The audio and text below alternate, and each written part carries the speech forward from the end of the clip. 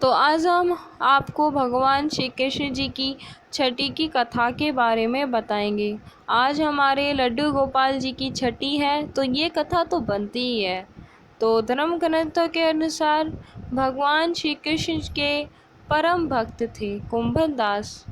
उनका एक बेटा था रघुनंदन। कुंभन दास के पास भगवान श्री कृष्ण जी का एक चित्र था जिसमें वह बांसुरी बजा रहे थे। कुंभन दास हमेशा भगवान श्री कृष्ण जी की पूजा आराधना में लीन रहा करते थे। वे कभी भी अपने प्रभु को छोड़कर नहीं जाते थे। एक बार कुंभन दास को वृंदावन से भागवत कथा के लिए बुलावा आया। पहले तो कुंभन दास ने जाने से मना कर दिया, परंतु लोगों का आग्रह करने पर वे भागवत में जाने के लिए तैयार हो गए।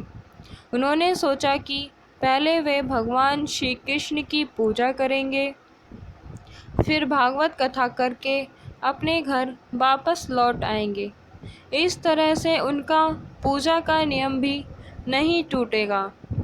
भागवत में जाने से पहले कुंभन दास ने अपने पुत्र को समझाया कि उन्होंने ठाकुर जी के लिए प्रसाद तैयार किया है और वे ठाकुर जी को भोग लगा दे। कुंभन दास के बेटे ने भोग की थाली ठाकुर जी के सामने रख दी और उनसे प्रार्थना की कि आकर भोग लगा लें। तो रघुनंदन को लगा कि ठाकुर जी आएंगे और अपने हाथों से भोजन ग्रहण करेंगे। रघुनंदन ने कई बार भगवान श्री कृष्ण से आकर खाने के लिए कहा, लेकिन भोजन को उसी प्रकार से देखकर वह दुखी हो गया और रोने लगा। उसने रोते रोते भगवान श्री कृष्ण से आकर भोग लगाने की विनती की।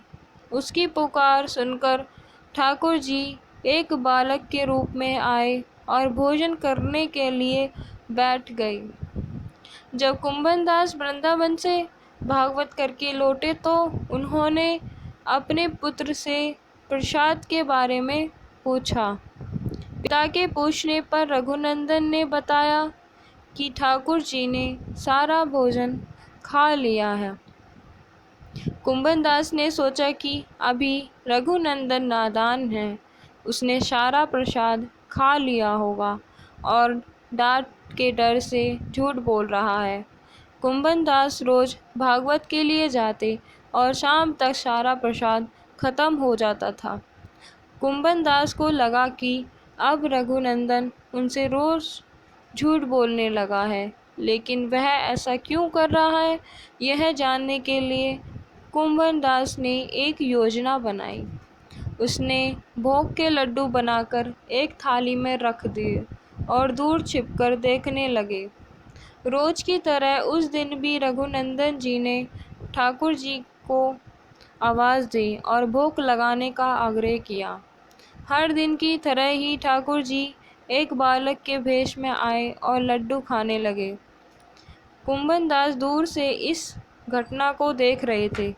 भगवान को भोग लगाते देख वह तुरंत वहां आए और ठाकुर जी के चरणों में गिर गए।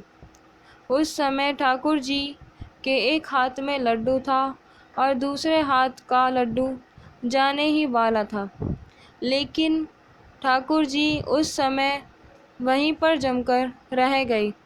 तभी से लड्डू गोपाल के इस रूप पूजा की जाने लगी।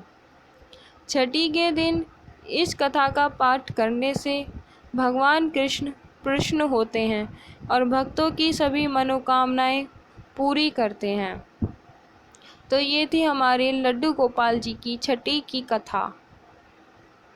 तो भगवान जन्माष्टमी के 6 दिन ही बाद कान्हा जी की छठी के पीछे की मान्यता। धर्म ग्रंथों की मान्यता के अनुसार कृष्ण जी का जन्म मामा कंस के कारागार में हुआ था। उन्हें वासुदेव ने उन्हें काली अंधेरी रात में नंद और यशोदा के घर छोड़ दिया था। कंस जब इसकी जानकारी हुई तो राक्षसी पूतना को कान्हा को मारने का आदेश दिया। गोकुल में जितने भी 6 दिन के बच्चे थे उन्हें मारने का।